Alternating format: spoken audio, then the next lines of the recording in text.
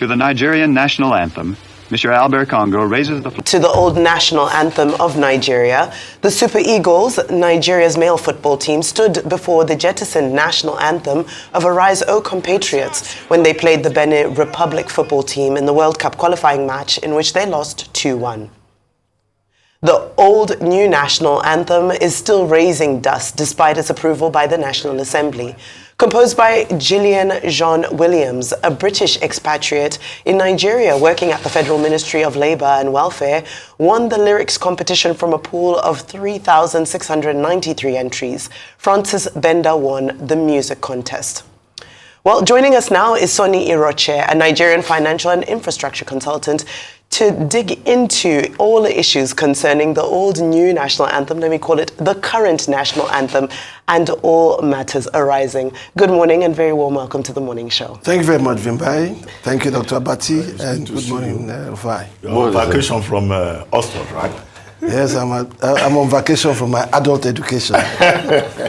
Anyway, very quickly, I read your piece. Thank you. In which, you were excited that the advice, you were one of the people who advised that the Nigerian will the anthem, is better than Arise O Compatriots. But I saw a line in that your piece where you said, when under General Obasanjo, as he then was, we changed to the Arise O Compatriots, that nobody was consulted. But even this time around, there are people who are saying that, it was President Tinubu's personal wish, as expressed in 2022, to return to the Nigeria We Hail the Anthem, which was given to us by the colonialists. Whereas Arise O Compatriots from the Obasanjo era was, the lyrics were composed by 5 Nigerians, and it was called to music by Benedict Odiasi, who was then in charge of the Nigerian police band. But your good self and Professor Michael Zekome and others say, Nigeria way is more profound. But some people say, well, why are we speaking Shakespearean English in 2024? And that in any case, the Arise O Compatriots is more danceable, it's more, if you can make a case. Thank you very much, Dr. Abati. Remember when I saw the program of what's trending about my suggestion, amongst many suggestions I've made in Nigeria about this country. It was taken out of context that some of us are fanning the embers of colonialism. It is not so. An anthem should be lifelong for a country. I don't know which country has changed their anthem. I don't know. United States has had an anthem for nearly 200 years. So why do we keep changing? We cannot forget the fact that we had the British here. Some of us are Anglican, some of us are Baptist, some of us are Methodist.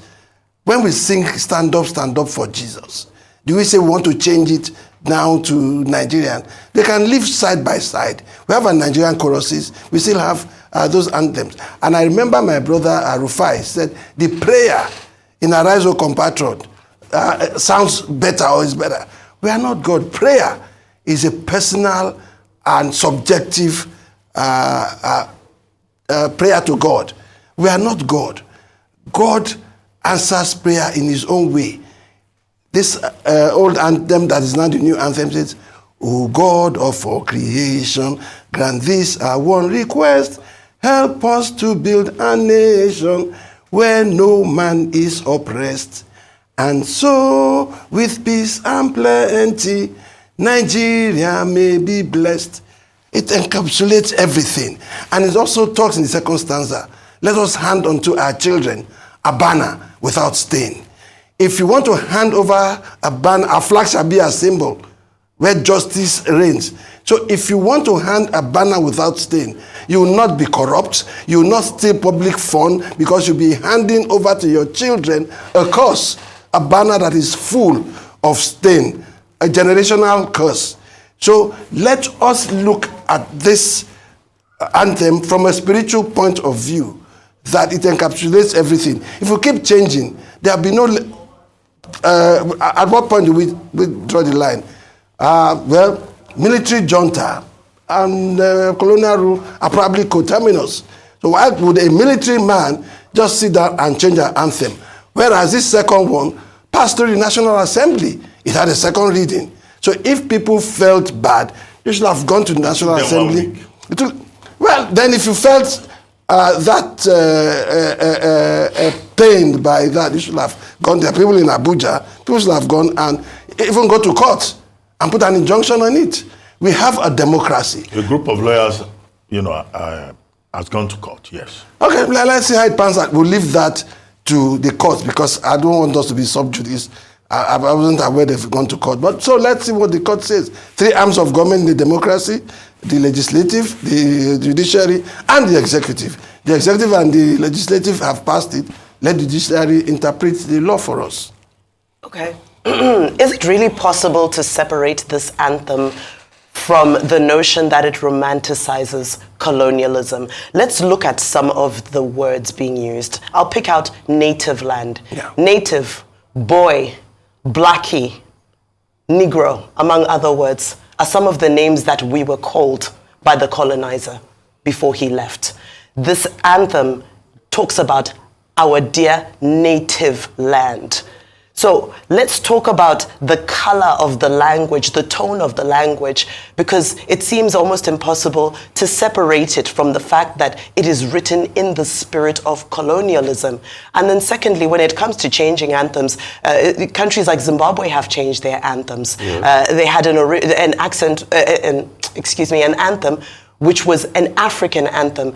And then Zimbabwe migrated to an anthem that they felt was reflective of the history, the struggle to birth a new nation and raise high the flag of Zimbabwe.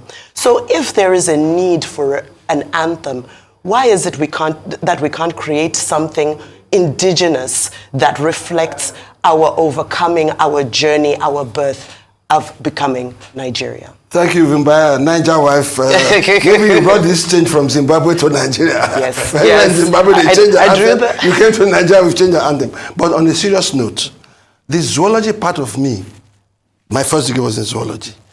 And Darwin had this law of natural selection, which says it is not survival of the fittest, but it is the survival. And where he did his experiment was at the Galapagos, where Charles Darwin, Galapagos Island, where you have native finches, the birds. Okay, so it is also documented as far back as the days of Darwin that native is what is around a particular area. And if you're old enough, I'm sure Dr. Bati will know the song, Native New Yorker, sung by Americans. You're native New Yorker, you should know that by now. Native by Americans. So that word native, defined by Wikipedia, Thesaurus Dictionary, is something that is in a particular location. Any racist or any bigot that decides to give it its own coloration, that's their own concern. But for me, as an academic, I follow what the academic talks about native, definition of native. It's not prerogative, it's not synonymous to black people. The people who occupied America first were the native Indians. They were native Indians not because they were bush or they were looked down upon, but because they were in that geographical location. Geographical location of Nigeria. Not true. Rufai is shaking his head. Okay, so when I get the chance, I'm going to argue with you. I'm going to contest. Not true. I go to church. Not true. When I get the chance, when it's my time to talk, I'll contest all you said. Sure. Not true. Then, again, I was visiting a family over the weekend, and a pastor was there. His own perspective on the change of national anthem was that the new one now says our motherland, our sovereign motherland. And he now talked about the old Arise, O Compatriot, talks about fatherland. And he now drew the spiritual strength of mothers. I know I was a mother's boy, and I'm sure all of you. Me, I'm a mommy's boy. Exactly. I love my mom. So when you look at it from his own spiritual angle, of course, it was for the old Nigeria we hailed the anthem.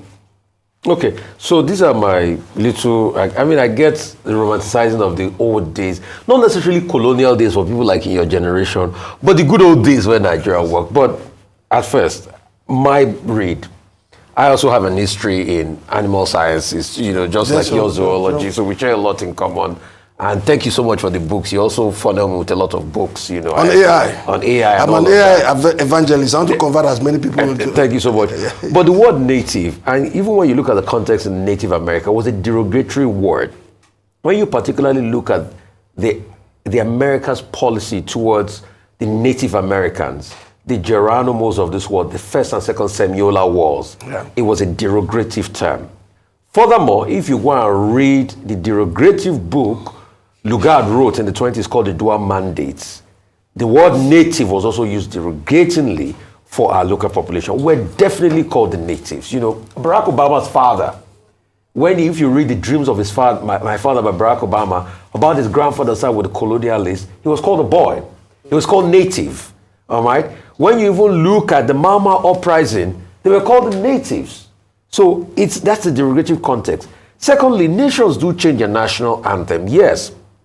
America did not have the Star-Spangled Banner as the first national anthem. They had Hail Columbia first, before they converted to the Star-Spangled Banner, which was in commemoration of Scott Francis Key's poem written in the 1800s.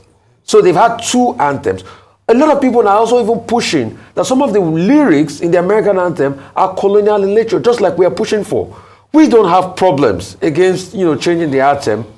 In the 70s, yes, they didn't consult widely because that was a military regime. But that 70s anthem, Arise O Compatriot, was a rallying cry of unity after the war. The first bone of contention is, this is not the time for the destruction of national anthem. Secondly, if you were even going to change it, why don't you have a competition where people participate? Do you know now that the National Orientation Agency is not just doing that competition to be able to change some words in the anthem? And that's why a lot of people argue that it's misplaced priority. That is not necessary at this time. We are saying we have qualms with all of those, colonialist air. We can as well get a new national anthem that reflects us. Some people have talked about the likes of Timi's Nigeria is a great nation. Timi Dakolo's Nigeria is a great nation.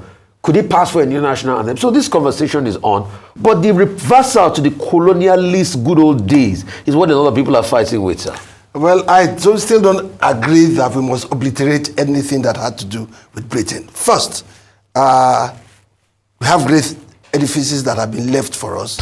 University of Ibadan, most of the colleges, Government College Umuahia, Government College Ibadan, King's College, we won't throw them away because they were colonial ideas. Now coming to Lugard, I read a lot about Lugard in the library in Oxford. Lugard was a terrible civil servant. He was really, really a very, very bothered a bit on lunacy. I'm sorry to say that, but no, but that was why I was brought here after the Fashoda incident to be able to tame the people here and fight and win the war of conquest. That was why I was brought here. He was not brought here because he was a skilled man. He was brought here because he was a brute man. He was a wicked man. Lugard was in the foreign service. And he was someone who was known to be lobbying for whatever he wanted. He would put down anybody. I don't have the details now, but I read it and I was like, was this the kind of character that came here? People get posted, and he lobbied to come to Nigeria because he knew what he was getting. So, and Lugard did so many other things. So, calling us native and in his write-up is his own point of view. Some of these things. That's a reflection of who we are. Then, that they used to call us, the West. That was what they call us. That was the lingo. Lugard also referred to the Lagos Press as the scurrilous Lagos Press. But, okay, I think. Sorry, did you watch a video where a guy talked about people drinking crude oil with champagne glasses in a club in Lagos? Anyway, so, but in any case, there can't be any consensus on the issue of the national anthem. People have their own perspective. No, definitely. What one of the things Professor Zekome said was that it was an issue, and in fact, it was adopted during the 2014 National Conference, organized then by the Jonathan administration. So there are many people who say, oh, they prefer Nigeria with healthy, just as there will be as many people who will talk about, the Arise O Compatriot. The Arise O Compatriots. However, another issue is about cost. Some people have raised issues about cost. Documents will have to be changed. A lot of things need to be revised. But in any case, there can be no consensus. The other issue you mentioned, artificial intelligence, which, you know, you've been writing about. I've read a couple of your articles on international artificial intelligence, technology, AI, the future of things. Now, Nigeria in April organized what they call a workshop or so, a National conference AI strategy. to come up with an AI national strategy. Do you think Nigeria is ready for this AI revolution? Do we have what it takes, even if we cannot ignore the trend? Okay, thank you, Dr. Abati. I was invited by the presidency to attend the AI workshop. I flew in from Oxford State to Abuja for the 4 days. Experts were flown in from all over the world. I was amazed to see the quality and qualification of Nigerians in the diaspora in AI. It's not government alone that will lead the AI adoption. The corporates, the banks, the oil companies, and government would use AI for security, for the grid, the national grid. All this destruction and sabotaging of national assets, the grid, the substations, and the oil use AI theft. for crude oil theft too. Yes, you use. I've written on that too. Crude oil theft. You identify the people. You use the drone to monitor some of these things. Nigeria. In Niger Delta. Yes, they can. Nothing will surpass government. Government is sovereignty.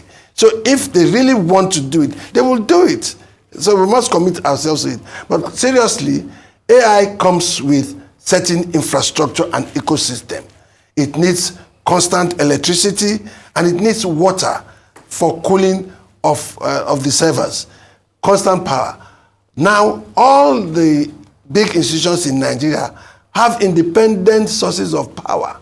Therefore, they can also apply AI. But I'm not saying before the ministries and government departments get to AI, the corporates have to first introduce them and adopt them.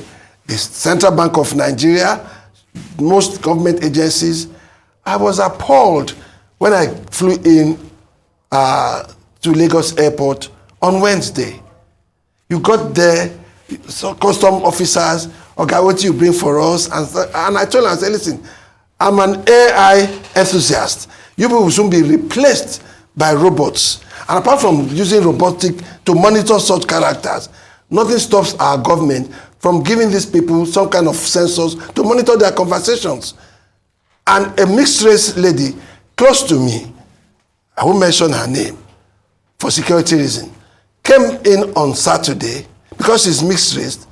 They started, trying to harass her until she brought out her Nigerian passport and said, so you're Nigerian. So what I'm trying to say, so if she was a foreigner indeed, this is the impression that you give. After she passed customs, so some guy in Mufti came up and said, I'm from NDLE. Do you know what narcotics is?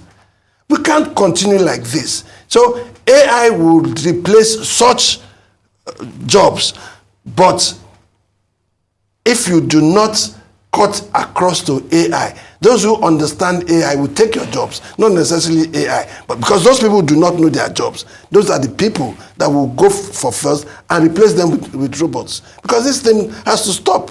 Nigeria is too big to be small. Yeah. Very well said, sir. All right.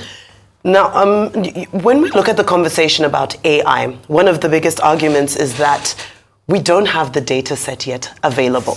It's not just about the infrastructure, but it thrives off of information. And we seem to be rushing to the infrastructure side of it without feeding the information side. How do we bridge that gap? Okay, when we talk about AI infrastructure, data is number one. Data, power, they all fall into the AI ecosystem and infrastructure. There are some companies who are, this is nascent technology that came out of the West. The US is leading, followed closely by China and the UK, then Israel. It will get here if the government implements the reports that we submitted after our AI national strategy in April. Because I was a member of the subcommittee on research and innovation, and we recommended that there should be huge financial support for AI research, innovation, and development. So let us assume, let's believe, and incidentally, I had several chats with Bosun Tijani, the Minister of Communications and Digital Economy. The young man is sound, he seems to mean well, but then there must also be regulatory framework for the deployment of AI in the country. I've written an article on that, the need for regulation. AI has its bad side. Not everything is positive. You have deep fake, they can use it to rig elections, they can use it to do all kinds of things. But the positive side of AI is much better for us in the area of medicine, of agri-tech, of fintech, and of national security. So let's talk about the money part, because all of this we're saying is money. In that report you submitted, what was the cost implication for research for AI in Nigeria, for a startup cost? The government should start with seed funds. How much? Anything like 100 billion and above. 100 billion. Yes, and if we could put 90 billion for pilgrimage, then we can do 100 billion for AI. 100 plus billion for AI, because it is our today and is our future. And if Nigeria claims, because my research when I was a senior fellow at Oxford was on the economic and diplomatic relations between Nigeria and South Africa, the two leading economies in Africa. But with our devaluation, I think we sleep. But it doesn't matter. Nigeria still is the sleeping giant that needs to be awoken. And let's not also lose sight that Nigeria lost a lot of traction in the last 8 years of the last government. A lot of mileage. Right. Well, hopefully we can use AI to sort out what we need to sort out concerning the national anthem. Thank you so much, Sonny Iroche. Always saying we can use robots. The next generation can revert back to whatever they need to. We could start a conclusion and use probably ChatGPT to write a likely national anthem for Nigeria. Sure, why not? It will give ChatGPT 4 will give it to you. Yeah. But don't rely entirely on ChatGPT. Because a guy who went to an all-boys school went to ChatGPT 3, and the ChatGPT told him that it's a mixed school in Uzuakoli. I can imagine. Like they call it ChatGPT. GBT. It could also give you GBT sometimes. No, don't worry. It's, everything will be... Sonny Iroche, always a pleasure having you here on The Morning Show. Thank you so much for your time and your contribution. You're welcome. Thank you.